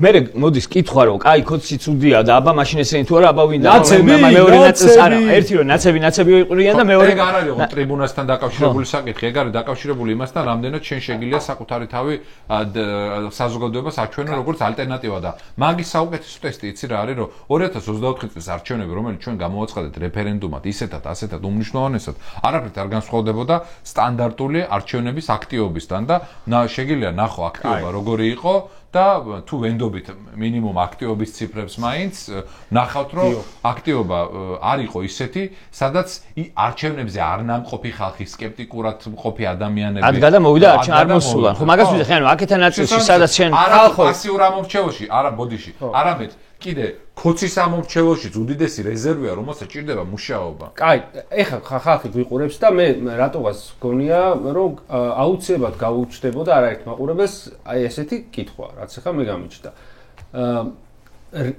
ჩვენ მაინც ვფიქრობთ რომ ქოცების ამ გაყალბების მექანიზმს აქვს ესე იგი რაღაც ლიმიტი. ანუ ჩვენ თუ ვფიქრობთ რომ ხალხს უნდა მეტი გადმოვიბიროთ, კაი, თქვა თავი და ოპოზიციის რეიტინგი ჯამში რა ვიცი 60%, 65%-ზე. თქვათ. და ანუ ამდენს ვეღარ გააყალბებენ ამაზრზე ხარ მაინც შენ? მე მგონია რომ ბევრად უფრო სხვა მოცემულობა არის, როდესაც 100-დან 5 კაცს რო გაქურდავენ, ბევრად უფრო სხვა რაღაცაა, ვიდრე 100-დან 50 კაცს რო გაქურდავენ, იმიტომ რომ ის ამომრჩეველიც გრძნობს. ეს პოლიტიკური პროცესი არის. არა, ტექნიკურადაც ჭერი აქვს, ანუ ისე არ არის რომ გაყალბებას ჭერი არ აქვს. და შენ თუ იძახი რომ გაყალბებას ჭერი აქვს ეს ჭერი იყო, მაგას გვეუბნებოდა ლელო, მაშინ ეხლა მე როს პოლიციას დავუწევ. აქ ნახე რა არის პრობლემა არა. ჭერი რას ნიშნავს? აი მაგალითად სიტყვაზე რამდენი ეგეთი ჰიპოთეტური მსჯელობა, მე უბრალოდ მგონია რომ ასეთ საზოგადოებაში ძალიან რთულია, რომ არჩევნებზე ტოტალური ხო და მაგას ეხლა მე მოვიყვან ლელოს არგუმენტს. რაც იყო თვითმმართველობის არჩევნებზე. ესენი გვეუბნებოდნენ რომ იმდენად დაბალია ქოცების რეიტინგი თბილისში, პირობითად 25%-მდეა, სადაც კალდის რეიტინგი, რომ თბილისში იმიტომ უნდა შევიდეთო რომ თლად ეგრე ვერ გააყალბებენ და 100-დან 75 თბილისელი იგზნობს თავს გაკურდულადო. არა, მან კოცების დაბალ რეიტინგზე კი არა ლაპარაკი, მას ლაპარაკია შენ რამდენ კაც მიიყვან საარჩევნო ურნასთან. მაგითი გასაგებია, მაგრამ ლელო როცა ახალს რას აი წარმოიდგინე იდგა ალეკო ელისაშვილი კიდე გვერდზე ედგა 10 კაცი კამპანია იყო ეგ მეტროსადგურებთან იდგნენ ბანერებით როგორ რაღაცა კორუფციაში არის ჩაფრული კაცო მე მაინტერესებს კონკრეტულად შეგეხსნა დაახლოებით უხეში გათვლებით რა პროცენტი უნდა იყოს ოპოზიციის რეიტინგი რომ ოცნებამ გაყალბებით ვეღარ აჯობოს. მოდი უფრო თავი სხვა ადგილიდან უნდა დაიწყო. რამდენი უნდა იყოს აქტივობა მოქალაქეების არჩევნებზე, რომ მე უკვე ვილაპარაკოთ იმაზე, ვის რამდენი პროცენტია. აი ეს 60 იდეალურ შემთხვევაში. 20-24-ის ჩავარდნილი ხმები, რაოდენობრივად იყო 60%. ცოტა ნაკლები. აი დათვალ 60. იმიტომ რომ მათ ჩაყარეს. ხო, მათ ხო არ იყო ანუ შენ თუ 70-მდე არ ხვედი, 67-68-მდე არ ხვედი, აი მაგალითად კომუნისტებს მოუგეთ 67% იყო აქტივობა. ანუ შენს აქტივობასთან უკავშირდება. ეს მე რატოს ვამკითხავს? ხტები რომ ანუ ეს პოლიტიკური შემოყავს ხალხს ვესაუგრებით თქვა ვარწმუნებს, კარგი ბიჭები ხართ. ლელოს არგუმენტთან მაგას კავშირი არ აქვს, იმიტომ რომ რას ნიშნავს 20%-იანი კალაძე არის თბილისის მერი, ხო? ანუ ციფრები აბსოლუტურ რაოდენობაში რო შეხედო, კალაძეს აქვს თითქმის იდენტური თუ არა შედეგი, რაც წინა უკეთესი არა, სადაც 40,000 ნაკლები აქვს, მაგრამ პროცენტულად კლევა რო ჩაატარეს. იმ პროცენტულად 25% არის. ყველაზე სარწმუნო კლევაა ეს ეგ რამდენი არა, წინა კლევაზე გეუბნები რეიტინგები, როცა ამაზე არგუმენტები ძახდნენ. როდესაც ეგ არგუმენტები ისმოდა უკვე სხვა მოცემულობა იყო. მე ამ შემთხვევაში არ მინდა პასუხისგებლობა დავაკისრო მარტო არჩევნებში მონაწილე პარტიებს, იმიტომ რომ ვინც ბოიკოტს უჭერდა მხარს ისინიც ძალიან არასწორად მოიქცნენ, იმით რომ თანამშრომლობის სულისკვეთებით კი არ იყო მათი პოზიცია გამსჭვალული, რომ აი მოდი ვიმსჯელოთ და ხوارჯობია ესე ვქნათან ისე ვქნათ. არა, იმათ ჩარეცხვის კუდი შეაგდე და შეყევი. იმიტომ რომ ამ პროცესში ვიღაცებს ჰქონდათ სურვილი, რომ გამოჩენილიყვნენ უფრო რადიკალური, უფრო მებრძოლი და ამიტომ დღის წესრიგი შექმნას ეცადნენ და მერე სხვების აყოლიებას და ეგ არ არის ასეთ სიტუაციაში პასუხისგებლიანი ქცევა ჩემი აზრით, არავის დარწმუნება არ უცდიათ, მე ყოველ შემთხვევაში ისეთი დამაჯერებელი მცდელობა ამ დარწმუნების, მათ შორის დახურულ კარს მიღმა არ მინახავს, ეს პროცესი საერთოდ არ მინახავს. შეგეცადა კაც ჩვენ ხო იყავ რაში დარწმუნების საბა? რაში დარწმუნების?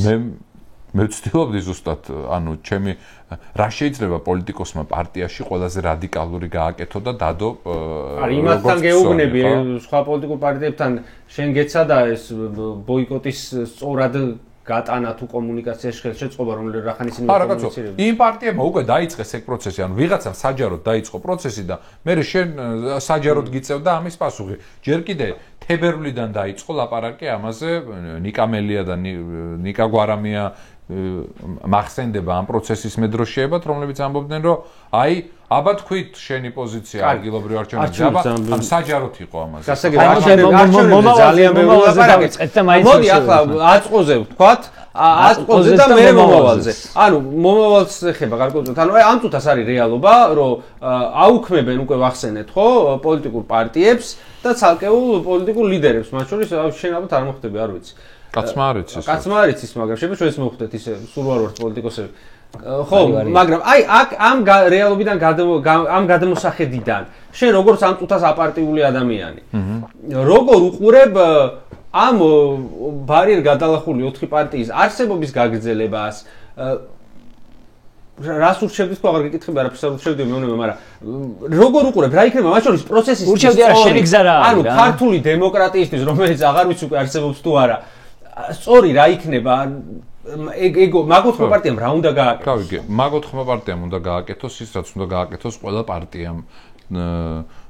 საკუთარი თავი მოიყვანოს უკეთეს ფორმაში, დაძლიოს ნდობის კრიზისი, რომელიც ფაქტია რომ არსებობს და შედეგებიც ამაზე მეტყველებს. კარდაკარია რომ? რაც უნდათ, კაცო, ეხა პოლიტიკის კეთებას ის ყველა სხვა თავისი ხედვა აქვს და გზა აქვს, ხო?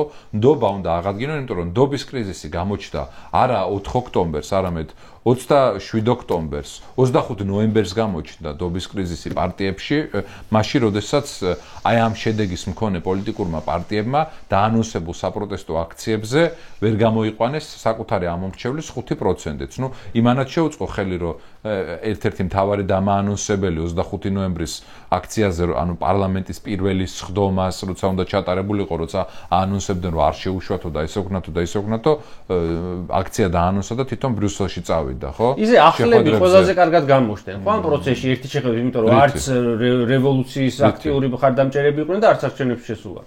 და რისი მხარდამჭერები იყვნენ? არ ვიცი, შენი აზრით? ხო, არ ვიცი, მე ამას გეუბნები, რომ მე ეგრეთ წოდებული ხანგრძლივი პროტესტის, რომელსაც ასევე დიდი განხილვა მოყავდა დავით არაბა. მე ხანგრძლივი პროტესტის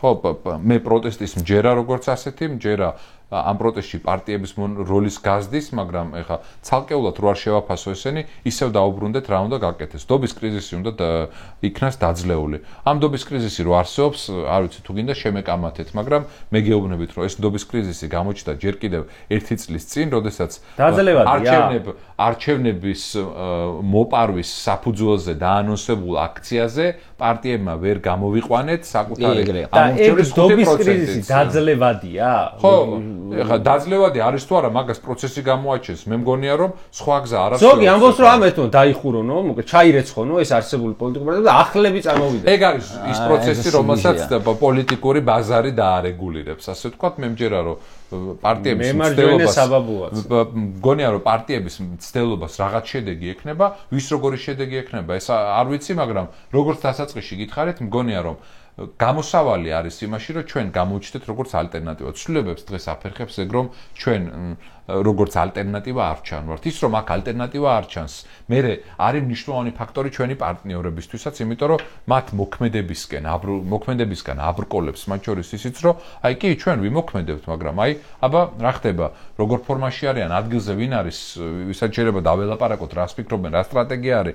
ეგ კომპლექსური პრობლემაა, ამიტომ არ ვიყურები ხოლმე სადღაც ბრიუსელში და ვაშინგტონში, როცა ჩვენი პრობლემების მოგვარებაზე მიდის ლაპარაკი, იმიტომ რომ მგონია რომ ჩვენ უნდა მობილიზდეთ, ჩვენ უნდა გარდავიქმნათ, გავუმჯობესდეთ, უნდა განვახლდეთ, ჩამოვყალიბდეთ როგორც ალტერნატივა და მერე გარე ფაქტორებიც ჩვენ სასარგებლოდ გადმოეწყობა. ეგ ერთი, მეორე არ მჯერა იმის რომ ეს პოლიტიკური კლასი ჩაირეცხება და დიმიტრი გელოვანები და ასე შემდეგ თეთრ ცხენზე შემოაბიჯებენ და შემოჯლიგინდებიან. მე მგონია რომ არსებულ პოლიტიკურ კლასს ყავს თავისი ამომრჩეველი, ამის უარყოფა არ შეიძლება. მგონია რომ არსებული პოლიტიკური სპექტრი უნდა მოვიდეს უკეთეს ფორმაში, იმედი მაქვს რომ ამის რესურსი არსებობს და ამავდროულად რაც ძალიან მნიშვნელოვანია, უნდა გაჩნდეს ამის შემავსებელი, ახალი ის რაც ჯერ არ ყოფილა, ის რაც გააღვიძებს ოპტიმიზმს იმ ხალხში, რომელიც ამ ცვლილებების პროცესში საკუთარ ადგილს ვერ ხედავდა და იყო პასიური და იჯდა სახში. აი ეგ არის ის რაც უნდა მოხდეს. შენ ამას ახლა გინდა ახალი პარტია დაუძახე, გინდა ახალი სახეების დაუძახე, რა ქვია, შეკრება დაუძახე. ფაქტი არის ერთი, რომ ახალი პოლიტიკური იდეა გვჭირდება, ახალი ტიპის პოლიტიკური განაცხადი. ეხლა მაგის მიბმა ფორმალურად იმაზე, რომ აი პარტიები იკრძალება და ამიტომ რა უნდა ვქნათ, მე პარტიულ რეგისტრაციაზე კი არ გელაპარაკები. საერთოდ არ მჭირდება არანაირი პარტიული რეგისტრაცია ჯერჯერობით. მოდი ჩვენ ნდობის კრიზისი დავძლიოთ. აქეთ ვიყოთ კრიტიკული მასა და კრიტიკული უმრავლესობა და მე აგერ განახებ დაარეგისტრირებინებ იმას. დაარეგისტრირებს ვინ როგორ შეცვლის კრიტიკული მასა და კრიტიკული უმრავლესობა არ იდგა იქ ნოემბერ-დეკემბერში. და ის იყო ძალიან კონკრეტული მოთხოვნით, ძალიან კონკრეტული პროტესტი. ანუ აჯობებდა რომ ამ პროტესტს ყოლოდა პირობითად რამდენიმე გიორგი ახობაძე თავში შენზე არ ვიტყვი. პროტესტს რა თქმა უნდა, პროტესტს ჭირდება ლიდერშიპი, მე არ ვამბობ რომ ეს უნდა იყოს ერთ გიორგი ახობაძეს არ დავაკისრებ ამ ხელაპასუხისმგებლობას და არც თორნიკე რაზმაძეს. მე მგონია რომ რაღაც ლოგიკა ჭირდება. ეს პოლიტიკური ლოკომოტივი არ ყოლია, მაგ პროცესი. ეგ პროცესი და ზოგი ამბობს, რომ პოლიტიკური ლოკომოტივი რო არ ყოლია და იქ რო მიკროფონი არ იდგა და ვიღაცები ჯოშ-ჯოშ არიძახდნენ, იმიტომაც გაგზელდა. პოლიტიკური ლოკომოტივი სხვანაირად უყურებ შენ. პოლიტიკური შინაარსი. აბა ეხა აქციაზე შენ ამ მეებს წერალს რა ქვია დამოვიწყდა რო ახსენე იმის მეებს მოიყვან ციტატებს. კაცო, შენ არ ვიცი ხა ყოფილა აქციები, სადაც სიტყვით გამოსულ ვარ და არავის ციტატები არ მომიყვანია, მაგრამ აქციას თავისი ესთეტიკა და სპეციფიკა აქვს. მაგაზე არაა საუბარი. იქ აქციაზე ჯოშ-ჯოშ კი არ გულშემატკივრობს ხალხი. პოლიტიკურ ლოგიკას, პოლიტიკურ გზას და სტრატეგიას ელოდება და არა იმას, რომ საბა ვიღაცა გამოვა და იმისთან კანციც ადგილზეო სიტყვი შიშხინებს. ამის მოლოდინი კი არა ხალხს საჭიროება. საჭიროება არის რომ ხედვა დამანახო შენ და სტრატეგია და ის რომ პოლიტიკური პარტიები ვერ ვიყავით ისეთ ფორმაში რომ იქ აი ამ რაოდენობას ადამიანების დავლაპარაკებოდით და ჩვენი ხედვა გვეთქვა, ეგეც არის ნდობის კრიზისის მადემონსტრირებელი, რომელიც უნდა იქნას დაძლეული. გასაგებია.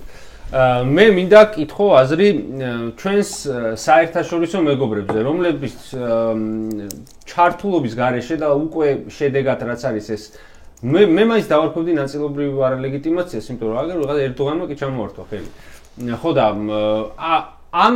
ამ ფაქტორს როგორ ხედავ? შენ რამდენად მნიშვნელოვანია? ბევრი მათ შორის პროტესტის და საქართველოს რაღაცნაირად ისე ფიქრობს, რომ ზედმეტად არის ჩამოკიდებული ამ სურვილზე, რომ მეტით სანქცია იქიდან აი რა შეიძლება გაკეთდეს მაქსიმუმი, ან იგივე ამ მეგობარი აქცია რა წარმოდგენა გაქვს, რა რეალური შედეგი შეიძლება მოგვცეს, თუნდაც უფრო მეტად გააქტიურება ჩვენი დასავლელი მეგობრების.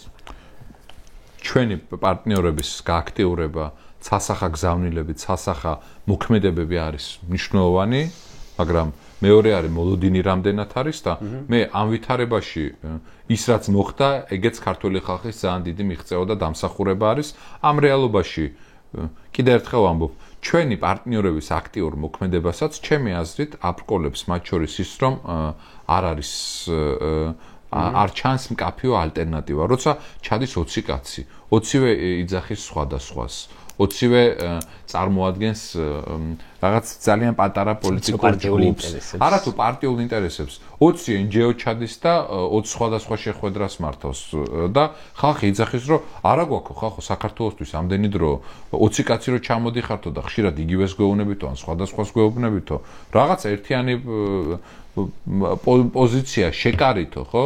ანუ ეს საგარეო ვიზიტები რაღაც გავსი გითხრა ლევან ეს საგარეო ვიზიტებიც არის ხშირად შიდა მოხმარების, რომელიც არ მუშაობს. ეს არ არის ეს იქ ვიღაცა ზოგჯერ მაგ ეხება ძალიან უტრირებას გავაკეთებ. შევარდნაძის ეპოქის პოლიტიკური პროცესი არ არის, სადღაც ხელის ჩამორთმევით. ხო, ვიღაც უცხო ენოვანს ხელს ჩამოართმევენ, ვისაც პიჯაკი აცვია, ხა ეგეც წარმოდგენა მაქვს ხანდახან.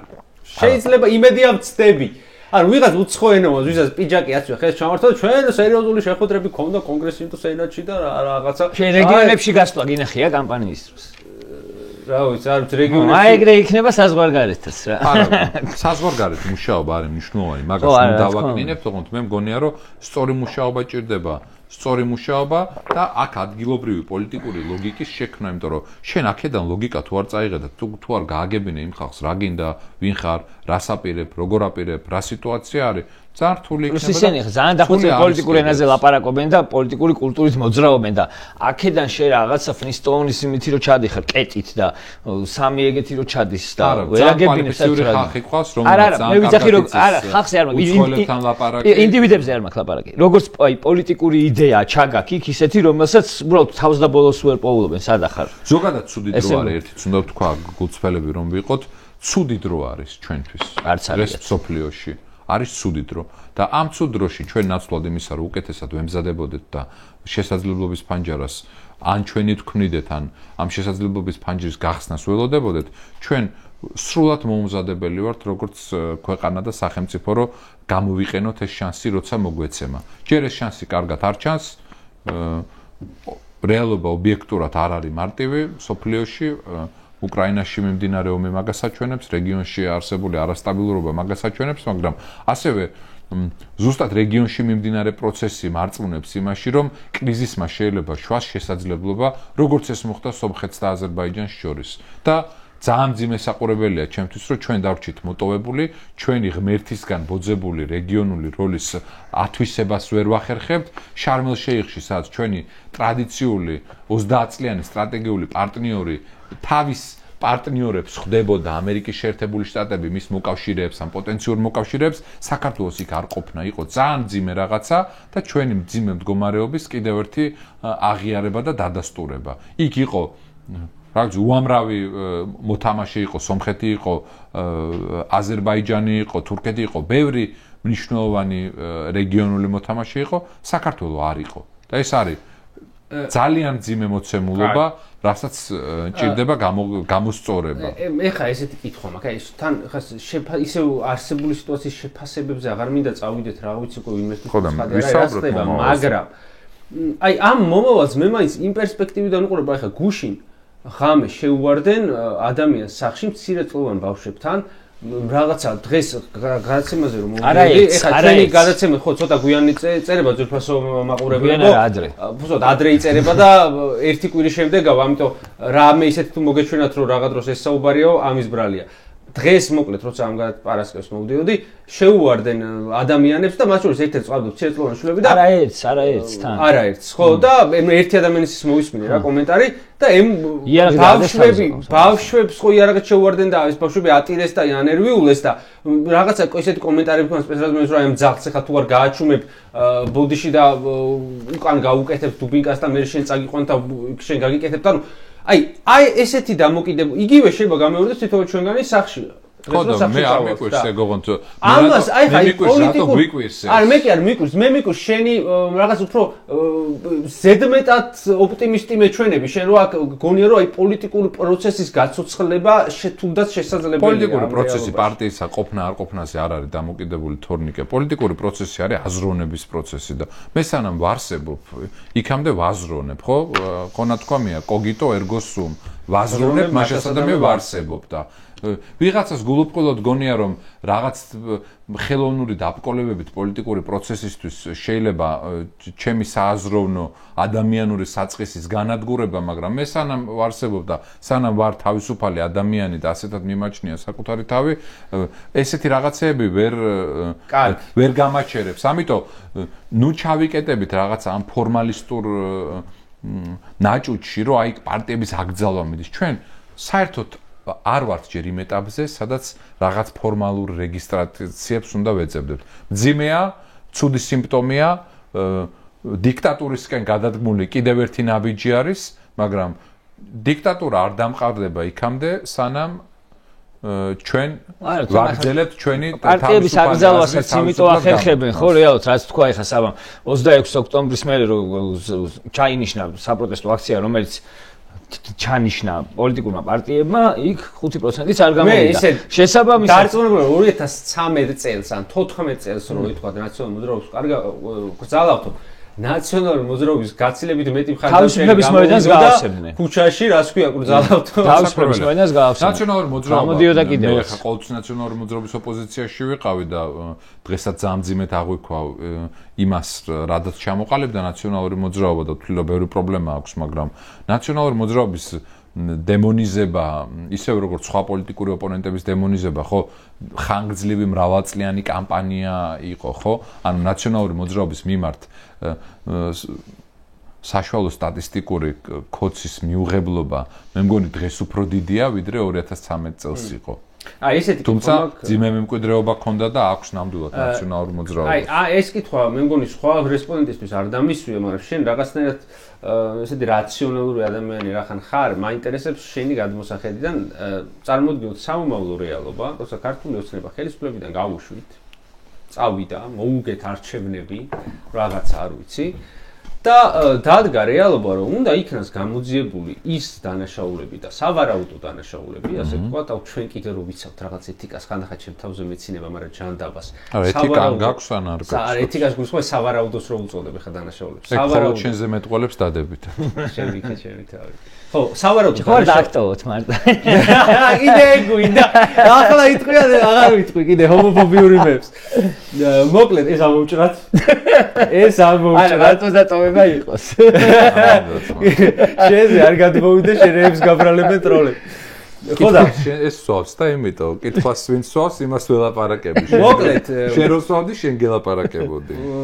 მოკლედ რის თქმა უნდა, აი წარმოვიდგინოთ რომ დადგა საკითხი რომ უნდა გამოვიდოთ ახლა ზვიო ჩემი ძმაკაცია და მეგობარია ის ბიჭი გემახსოვრებათ წაქსეულს რო სახეში დაარტყას პესრაზბერმა ხუჭუჭა ბიჭი ხო აი ხა ეგ ხო უნდა გამოძიებული ხე მაგაზე ხო ლაპარაკი არ არის მაგრამ ეს ახლა ყველაზე რადიკალური მაგალითი მოვიყვანე ამასთან ერთად არის ასობით ადამიანი რომელიც თბილისის ქუჩებში დარბოდა ტიტუშკების სახით და იქ რა ქვია მაკაჩიხლაძეს და გიორგი შეწირულ თავის ქალაქონა გატეხილი ჩატეხილი ხდებოდნენ და ასე შემდეგ მარტო პოლიციები ხო ასევე ადამიანები რომლებიც იყვნენ გაყალბებაში ჩართული თამის მიცემებით თუ შეთავაზებით თუ ათასობით ადამიანზე მივდივართ შეიძლება საბოლოო ჯამში ვეღარ ჩახვალე ხა აქ ლაპარაკია და ანუ საბოლოო ჯამში შენ როგორ აი წარმოიდგინე რომ ეს რეალობა დადგა რომ ოცნება წავიდა და აი საკითხი დაისვა პოლიტიკურ დღის წესრიგში მოდი ასე ვთქვათ რომელიც დაბრუნდა ვთქვათ რომ აი რას უკეთებ როგორი სახით ვასამართლებთ იმ რეჟიმს ჯერ ვასამართლებთ თუ არა კითხვა ეგ არის ხო იმიტომ რომ შეიძლება შენ ფაქტი შეაფასო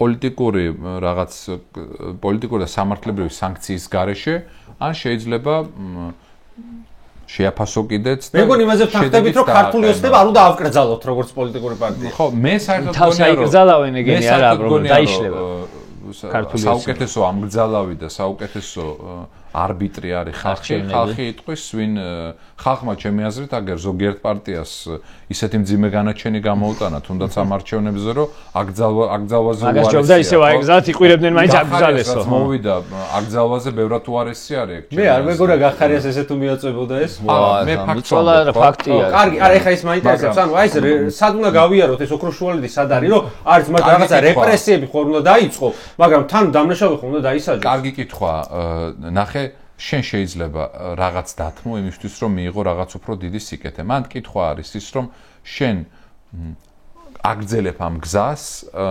პასუხისგებაში მიცემის და იმ შედეგისთვის რაღაცა სამართლებრივი შეფასების გაკეთების რაც მოხდა თუ შენ ირჩევ სხვა გზას რასაც ქვია აი ამ ჩადენილი დანაშაულების ამნისტირება.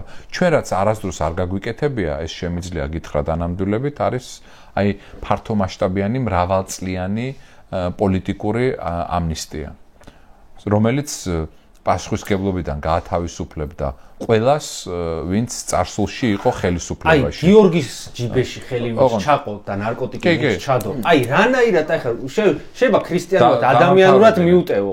ხო მაგრამ სახელმწიფოებრივად ეგ შესტომა ხო არ არის.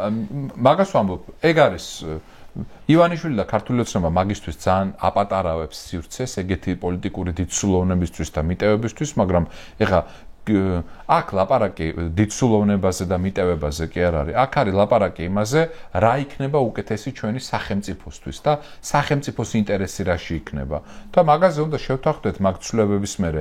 ძალიან პატარა შესაძლებლობის ფანჯარა არის ხოლმე, ეგ ხდება, მაგის შანსი ჩემი აზრით არის მაშინ, როდესაც დამარცხებული გამარჯვებულს მიულოცავს, გამარჯვებული მოვა ხელისუფლებაში, ექნება ფართო საზოგადოებრივი მანდატი და ძალიან პატარა ფანჯარაში შეიძლება ეგეთი მიტევება ამნისტიის გაკეთება. ვიღაც ახლა გვისმენს და როგორ იდეალისტურად წარმოუდგენია თუნდაც შესაძლო შარვაში. ახლა შენ იქ არჩევნებზეც ილაპარაკე რა. არჩევნების ნაწილში ჩემი აზრით ადამიანური ფაქტორი სადაც კი შეიძლება რომ გამორიცხო, ანუ ადამიანის მონაწილეობა რეგისტრაციაში, დათვლაში, რაღაცა გატარებაში, ნაკადისეულობაში, სადაც კი შეიძლება, იმიტომ ადამიანები, კონკრეტული ადამიანები, რომლებიც წლების მანძილზე წინა ხელისუფლების დროს, ამ ხელისუფლების დროს, იმის უკანა ხელისუფლების დროს არჩევნებს ატარებდნენ ჭყალებში ამ ქვეყანაში, გარყვნილები არიან კონკრეტულ ქცევაზე.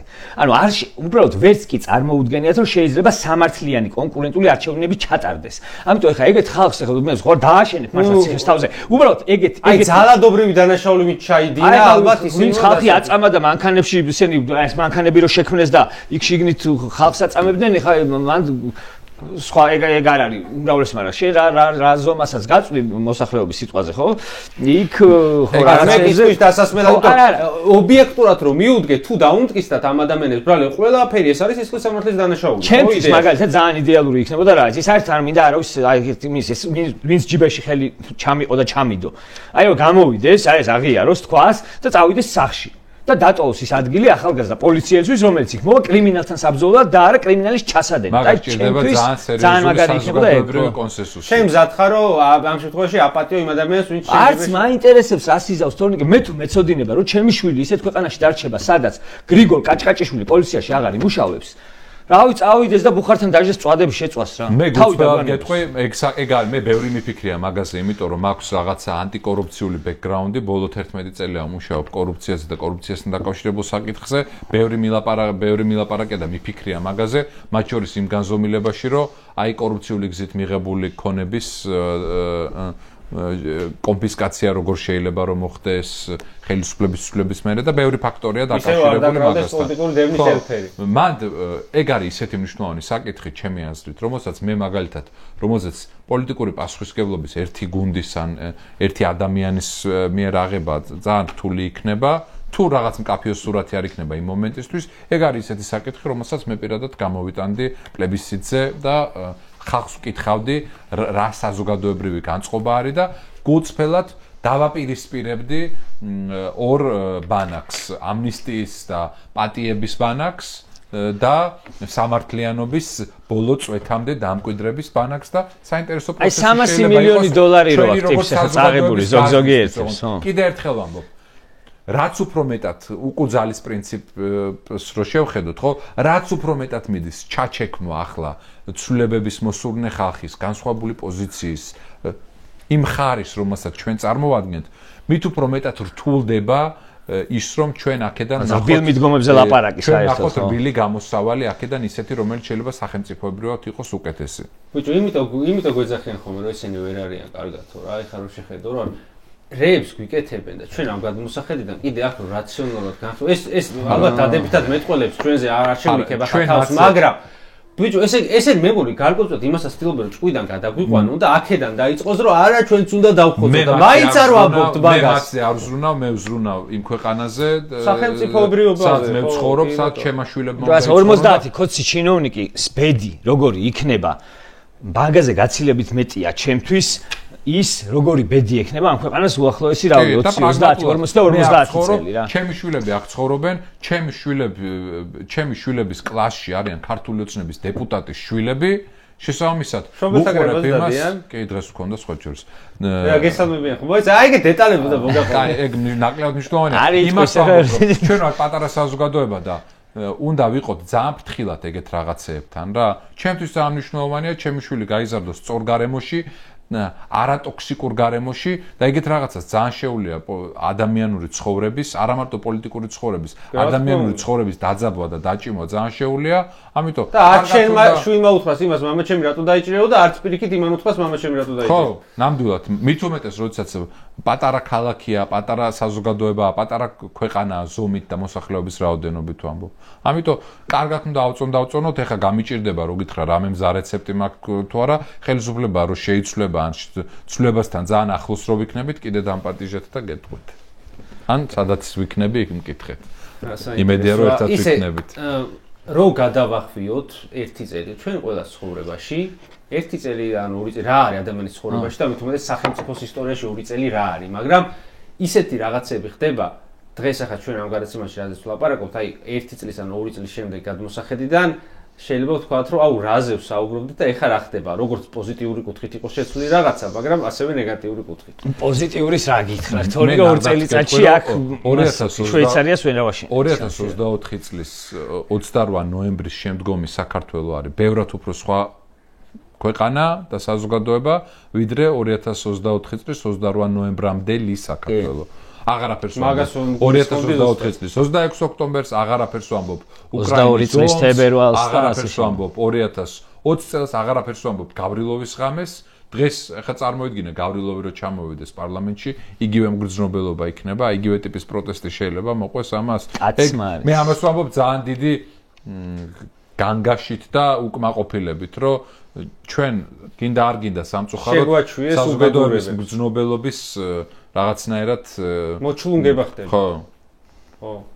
და ეგ არის ან მე ყოველთვის ვამბობ რომ პროტესტი ზოგადად არის საზოგადოების იმუნიტეტი. ახლა გიორგი გაიგებს, როგორც ორგანიზმში ვირუსი რო ხდება ორგანიზმის იმუნიტეტი დაეჯახება იმას და წინააღმდეგობას უწევს, აი რაღაცნაირად საზოგადოების იმუნიტეტი ნებისმიერი სახელმწიფოსი არის უბრალოდ პროტესტის გასწავლა, რაღაც უბედურება ხდება, უნდა აი ეს საპროტესტო ტალღა გამოვარდეს. ყველაფერზე მე ვისურვებ ისეთ სახელმწიფოში ცხოვრებას, რომ ბევრ ესეთ კონტროვერსულ საკითხზე ადამიანები გამოდიან ქუჩაში და საკუთარ აზრს ეგ ვირუსი ახალ შტამებს გვიქმნის ყოველ წელს და ჩვენ თუ აქედან რაღაც ვაქცინა არ ვიშოვეთ და ვიპოვეთ, რაზეც აი საბაც ამბობდა, ისეთი პროცესი, რომელიც აქამდე აყო, ვირუსი, რომელსაც აქამდე ნანახი არა აქვს, მაგალითად, ვაქცინა ჩარევით, ისეთი ჩარევით, რომელიც იმისთვის არ ყოფილა მარცხდება. და ზუსტად ეგეთი ვაქცინა გვაქვს საპოვნელად. მაგრამ ახლა ვართ ჩვენ რეანიმაციის სტადიაზე და გვჭირდება გიორგი ახობაძე, როგორც აპარატზე მიერთებული და შემოვლება რეანიმატოლოგი გიორგი ახობაძე. შემოვლებს გიკეთებს. ნამდვილად გვჭირდება ხალხი, ვინც ბოლოს ვიტყვი, ნამდვილად გვჭირდება უკეთესი ალტერნატივა, უფრო პატიოსანი, უფრო პრინციპული, უკეთესი ხედვის მქონე, უფრო უნარიანი და უფრო შემძლე.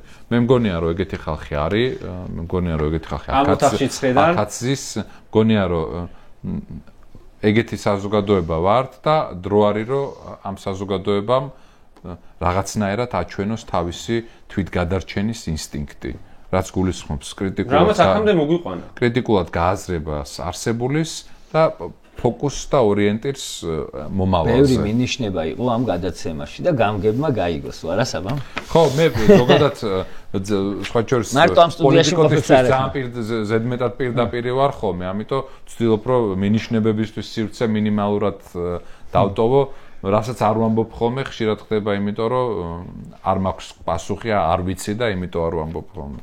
კარგი. დიდი მადლობა. მე მგონი საინტერესო ეთერი გამოგვივიდა და ყველაზე ესეთი რაღაცნაირად აკადემიური და ალბათ საზოგადოებაში გარკვეულწილად რაზეც არის დაკვეთა საბარაზეც საუბრობდა, რომ იქნებ განხილვა, საღიაზრი რაღაცნაირად დავაბრუნოთო ამ პროცესში.